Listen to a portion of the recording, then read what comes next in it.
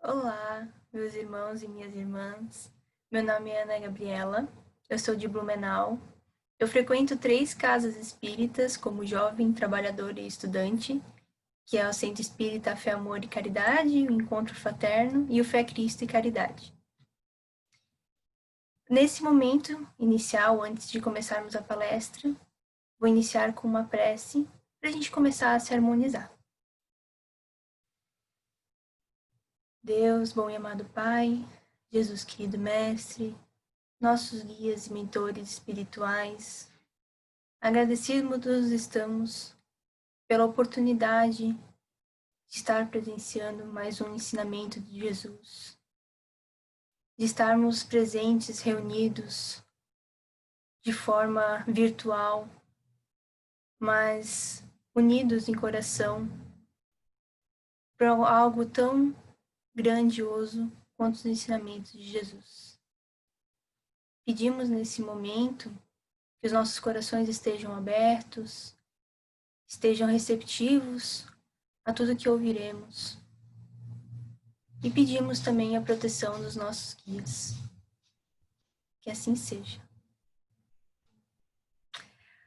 Hoje, então, eu falarei para vocês sobre o capítulo 37 do livro No Roteiro de Jesus, do espírito Humberto de Campos, pelo médium Francisco Cândido Xavier, ou Chico Xavier, como conhecido por muitos.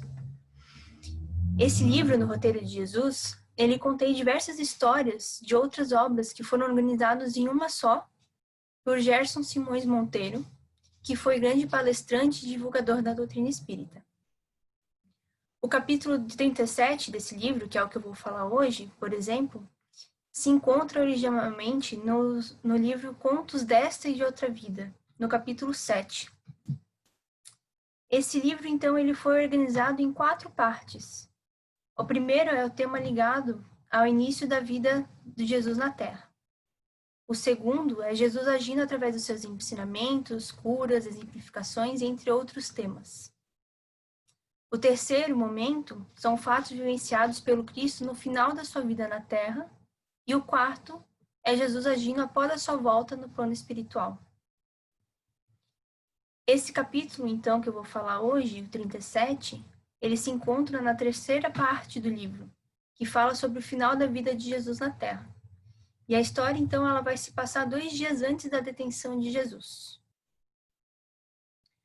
Como base de referência para reforçar o conteúdo que eu vou falar hoje para vocês, eu vou usar principalmente o livro Código do Monte, que é do psiquiatra e espírita Sérgio Luiz da Silva Lopes, que nos traz uma análise de cada virtude das bem-aventuranças que Jesus nos presenteou no Sermão da Montanha.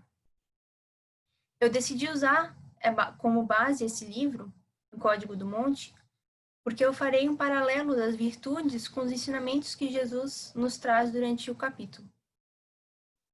O capítulo se trata de uma conversa de Jesus com o chefe da organização de resistência de Israel, Efraim ben Assef, contra o poderio romano. Ele era a favor do domínio material e impositivo sobre os seus inimigos, e foi em busca de Jesus para que ele lhe desse o direcionamento de como conseguir mais facilmente esse objetivo. Mas, logicamente, Jesus não atendeu essa expectativa dele. Eu convido vocês que estão me ouvindo a tentarem fazer o paralelo com as perguntas de Efraim com as nossas atitudes do dia a dia, para tirarmos maior aprendizado moral e estarmos mais vigilantes com as nossas atitudes, visando transformá-la, pois nas passagens de Jesus sempre tem um personagem que representa nosso grau evolutivo imperfeito. O diálogo começa da seguinte forma: Efraim ben Assef, caudilho de Israel contra o poderio romano, viera a Jerusalém para levar as forças da resistência, informando de que Jesus, o profeta, fora recebido festivamente na cidade, resolveu procurá-lo na casa de Odebe, o guardador de cabras, a fim de ouvi-lo. Mestre, falou o guerreiro, não te procuro como quem desconhece a justiça de Deus, que corrige os erros do mundo todos os dias. Tenho necessidade de instrução para minha conduta pessoal no auxílio do povo. Como agir quando o orgulho dos outros se agiganta e nos entrava o caminho? Quando a vaidade ostenta o poder e multiplica as lágrimas de quem chora? É preciso ser mais humilde e servir mais, respondeu o Senhor, fixando nele um olhar translúcido. Efraim estava esperando que Jesus instruísse a revidar, mas Jesus foi na direção contrária ao desejo com todas as colocações. No livro de Sérgio Lopes, temos as seguintes informações dessa bem-aventurança. A humildade, ela é a base de todas as outras virtudes. É estar lúcido da nossa natureza íntima e estar aberto a perceber as nossas qualidades e dificuldades. Para ter humildade, é preciso desarmar-se das vaidades, dos pontos de vista, do orgulho, das armaduras internas que construímos. Ele diz que a prepotência e a vaidade são sinais de insegurança, imaturidade e atraso espiritual. Que pobre de espírito é aquele que reconhece em si a necessidade de enriquecer-se espiritualmente. Efraim se diz conhecedor da justiça de Deus, mas deixa claro para Jesus que as necessidades dele são de conduta pessoal, interesse próprio dele, bem longe dos ensinamentos sobre a justiça divina.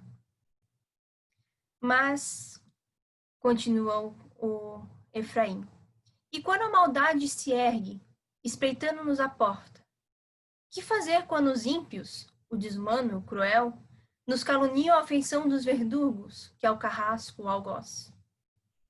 E Jesus, é preciso mais amor e servir mais. Novamente percebemos que Jesus vai contrário à intenção de Efraim. Nós podemos associar essa fala de Jesus com a bem-aventurança da pureza do coração. Nessa bem-aventurança é necessária a limpeza do coração para manter-se puro. Jesus, inclusive, nos ilustra essa pureza com a figura de criança, para que nós pudéssemos entender melhor essa pureza a que ele se referia. Um coração puro não deixa que a maldade o suje. É vigilante e cuidadoso para não entrar em sintonia com quem quer o mal, e era isso que Jesus estava instruindo a Efraim. Mesmo que atentem contra você, mantenha o seu coração puro, limpo, sem se contaminar com a maldade de quem te rodeia. E, acima de tudo, sem desejar vingança. E o diálogo continua. Senhor, e a palavra feroz? Que medidas tomar para coibi-la? Como proceder quando a boca do ofensor gospe fogo de violência, com a nuvem de tempestade arremessando raios de morte? É preciso mais brandura e servir mais. A brandura está muito ligada com a mansuetude, a calma, a tranquilidade. Jesus, na bem-aventurança que fala sobre os mansos, nos mostra que adquirimos a paz interior quando possuímos a nós mesmos, que é o herdar a terra, sem nos deixarmos desequilibrar pelo meio em que vivemos. Possuir a nós mesmos é estar conscientes das nossas más tendências, para aprender a direcioná-la para o bem nosso e do que estão ao nosso redor. Sérgio Luiz nos mostra, através da análise da bem-aventurança, que as emoções, quando bem canalizadas, são força de movimento produtivo. Por exemplo, todos nós temos traços de agressividade dentro da gente, por causa do nosso grau evolutivo imperfeito. Mas a diferença, por exemplo, entre um assassino e um médico é que o médico soube canalizar sua agressividade através do instrumento que vai abrir a pessoa para salvar a sua vida e não para tirar ela. Isso é que o Sérgio Luiz nos traz, né? Sérgio Lopes. Nós conseguimos perceber a diferença entre espíritos mais e menos evoluídos moralmente em vários aspectos. Um deles é pela brandura. No capítulo 3 do Evangelho segundo o Espiritismo, no item Mundos Inferiores e Mundos Superiores, nós vemos que a relação entre os espíritos dos mundos superiores são amistosas, que a autoridade, que é decorrente de uma superioridade moral e intelectual, merece respeito de todos, porque é adquirida por mérito, que sentimentos são engrandecidos e purificados, laços de amor e fraternidade prendem uns aos outros, e que a brandura reina em todos. Então, quanto mais elevados moralmente, mais brandos conseguimos ser.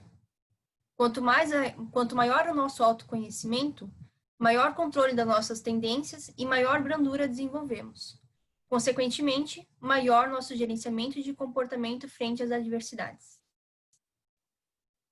Efraim continua. E diante dos golpes, há criaturas que se esmeram na crueldade, ferindo-nos até o sangue. De que modo conduzir nosso passo frente dos que nos perseguem sem motivo e odeiam sem razão? É preciso mais paciência e servir mais. A paciência é uma virtude que está diretamente ligada à fé. Se a gente tem fé, a gente tem paciência. A bem-aventurança que faremos paralelo é a dos que têm fome e sede, que está diretamente ligada com a fé. Se sentimos fome e sede por algo maior que nós, a fé surge. Para ter fé, é preciso ter confiança. Quantas vezes a gente se encontra com pessoas que nos ferem durante a nossa jornada, no nosso dia a dia, na nossa caminhada? Quantas vezes não conseguimos nos reconciliar com quem nos machucou no momento que está acontecendo? Aí também entra a prece, tendo a paciência para entender que essa reconciliação pode demorar um pouco mais. A oração, ela não vai mudar os fatos, mas ela vai nos mudar diante dos fatos. E começamos a olhar com olhos diferentes, com olhos de ver, sem julgar. Sérgio Lopes nos diz, então, que Deus sempre atende às nossas orações. Poucas vezes como queremos, mas sempre como é melhor para nós. E precisamos confiar nisso, tendo fé. E a pilhagem, Senhor? Que diretrizes buscar perante aqueles que furtam, desapiedados e poderosos, assegurando a própria impunidade à custa do outro, que ajuntam sobre o pranto dos semelhantes? Jesus então responde: é preciso mais renúncia e servir mais. Efraim buscava as leis da terra. Jesus, porém, lhe oferecia as leis divinas, o que ele dizia conhecer. A resignação é a bem-aventurança dos aflitos. É a submissão paciente aos sofrimentos da vida. A capacidade de não esbravejar com emoções e com palavras. O mandamento que resume todos os outros é amar a Deus sobre todas as coisas e o próximo como a ti mesmo, que se encontra em Marcos, capítulo 12, versículo 30 e 31. Quando pensamos nesse mandamento com relação aos que amamos, é fácil imaginá-lo dando certo.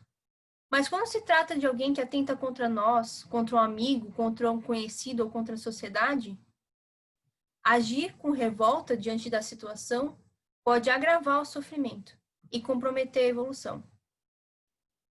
A dor é única, mas ela vai gerar aprendizado para compreendermos as dores alheias. Qual é a dor do irmão que vai roubar? Qual é a dor de quem se entrega para uma vida criminosa?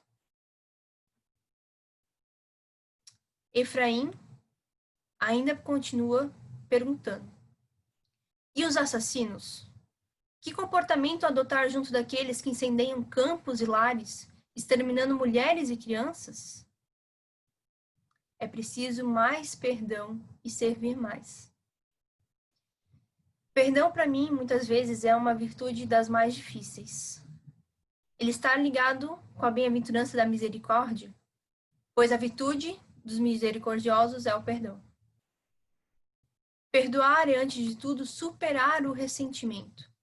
Lembrar da situação e não sentir mais dor.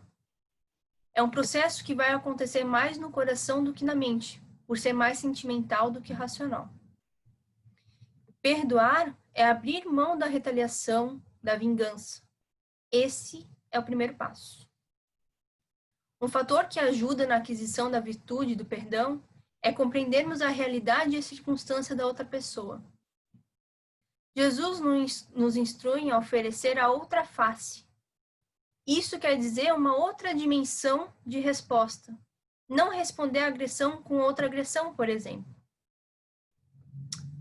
No Código do Monte, Sérgio Lopes nos diz que só perdoa quem tem algo a doar de si mesmo.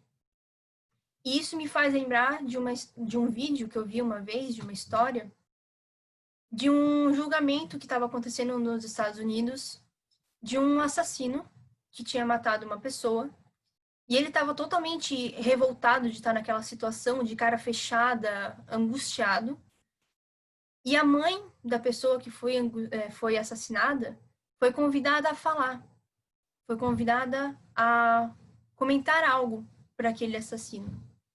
Em vez dela revidar com ódio, falar palavras agressivas para ele, como as pessoas do tribunal estavam fazendo, ela foi até ele, pediu permissão, foi até ele, abraçou ele e falou: "Eu te perdoo". Isso me fez pensar o quanto uma atitude de amor tem muito mais poder frente a uma atitude de ódio. Porque nesse momento ele desabou no choro. Ele totalmente mudou a sua atitude, totalmente mudou o seu sentimento. Efraim, ainda continuando, ele estava exasperado por não encontrar alicerces ao seu revide político que aspirava a empreender na mais larga escala. Então ele indagou: "Mestre, que pretendes dizer com servir mais?" Jesus afagou uma das crianças que procuravam e replicou sem afetação: "Convencidos de que a justiça de Deus está regendo a vida, a nossa obrigação no mundo íntimo é viver retamente na prática do bem, com a certeza de que a lei cuidará de todos. Não temos, desse modo, outro caminho mais alto senão servir ao bem e aos semelhantes sempre mais. Não temos, desse modo, outro caminho mais alto senão servir bem dos semelhantes sempre mais." O chefe israelita, manifestando imenso desprezo, abandonou a pequena sala sem despedir-se. Nesse trecho, a gente pode fazer o paralelo com a bem-aventurança dos pacificadores, em que a virtude é o altruísmo. Sérgio Lopes, no Código do Monte, ele vai nos trazer as seguintes informações sobre o altruísmo. O altruísmo, ele volta-se para o outro, saindo do universo pessoal para o alheio. A pessoa se torna altruísta, e isso é um processo, como o desenvolvimento de todas as outras virtudes, quando a pessoa percebe que precisa dar de si, agindo no bem e para o bem. Torna-se um ativista da paz. A virtude que anima o altruísmo é o amor. E esse amor é de natureza divina, não o amor egoísta e infantil que a gente conhece. Até então, as virtudes que a gente estava comentando se voltam mais para dentro, para o íntimo, mas nesse ponto, as ações se voltam para o próximo, para o outro que necessita mais do que a própria pessoa. O pacificador inicialmente pacifica-se, não chega aos outros sem antes ser chegado a si mesmo. É um verdadeiro trabalho de educação do sentimento. O altruísmo necessita um desenvolvimento das outras virtudes para aparecer. Através da autoeducação moral, o indivíduo naturalmente se torna exemplo para os outros, quando é moralmente mais evoluído. Um dos maiores exemplos de humildade e serviço que Jesus que deu para os seus discípulos e, consequentemente, para nós, ficou conhecido como o episódio dos lava-pés, encontrado com mais detalhe no capítulo 25 da obra Boa Nova, também pelo espírito Humberto de Campos e pelo médium Chico Xavier, onde Jesus, em meio à discussão dos seus discípulos sobre quem ocuparia qual posição hierárquica, lava os pés dos seus discípulos para lhe mostrar que o maior é aquele que serve mais. Finalizando, então, Efraim volta para prender o Messias. Decorridos 2 dias, quando os esbirros do Sinério chegaram, em companhia de Judas para deter o Messias, Efraim ben Assef estava à frente. e sorrindo ao algemar-lhe o pulso, qual prendesse temível salteador, perguntou sarcástico: Não reages, Galileu? Mas o Cristo pousou nele de novo, um olhar tranquilo, e disse apenas: É preciso compreender e servir mais. Por último, mas não menos importante, nós temos a bem-aventurança dos perseguidos por causa da justiça, que tem como virtude uma das mais importantes, ao meu ver, que é a caridade, porque fora da caridade não há salvação. A caridade, o amor que move, é a vontade em busca efetiva do bem de outrem e procurar identificar-se com o amor de Deus. No livro Código do Monte, a gente vê que ela é uma virtude suprema e que reúne em si a qualidade de todas as outras virtudes que a gente viu até agora. A caridade é o amor em ação. É um processo de crescimento interior que transforma em ação. O indivíduo maduro espiritualmente parte para a ação e não se contenta apenas com um trabalho de desenvolvimento interior, mas necessita compartilhar e auxiliar. Na caridade se apresentam os ingredientes da renúncia, do sacrifício, do enfrentamento. A caridade é mover-se na direção do outro, é abrir mão do seu conforto e deixar de viver apenas para si. A verdadeira caridade, ela não vai dar o supérfluo, mas vai dar do necessário. Efraim veio para se vingar de Jesus, por não tê-lo ajudado no que ele desejava no seu interesse pessoal da Revolução Armada. Mas, em mais um gesto magnífico de caridade com seu irmão, Jesus compreende a pequenez daquele espírito em evolução e oferece a outra face, uma outra atitude nobre, e deixa mais um excelente exemplo para nos guiarmos na nossa evolução moral. Com esse lindo texto, com essa linda passagem, eu convido vocês à reflexão que eu propus lá no início da palestra. Quantas vezes no nosso dia a dia nós somos Efraim diante da situação? Em quantas das instruções de Jesus a gente peca diariamente? Quantas são por causa de ignorância, de não saber, e quantas são apenas por teimosia? Quantos de nós ainda viramos as costas para os ensinamentos de Jesus, como Efraim, por não entendermos a justiça divina e queremos a justiça da terra acima de tudo? E nos revoltamos quando não temos o que imaginamos? Com essas perguntas, que eu espero ter instigado minimamente num auto-reconhecimento, eu encerro a reflexão de hoje. Nesse momento, então, a gente se prepara, mais uma vez, para fazermos a prece final.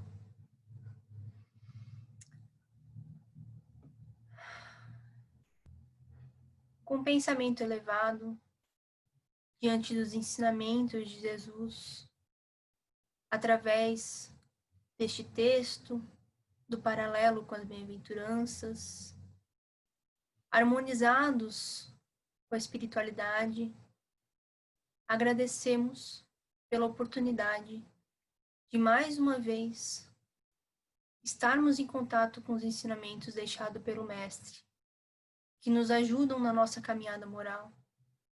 Que a gente possa observar esses ensinamentos e transformar as nossas atitudes, pois é assim que conseguimos evoluir moralmente. Com isso, com o coração tranquilo, com o coração elevado, pedimos a permissão da espiritualidade para encerrar o trabalho de hoje. Que assim seja. Muito obrigada pela companhia de vocês. Fiquem com Deus. Muito obrigada.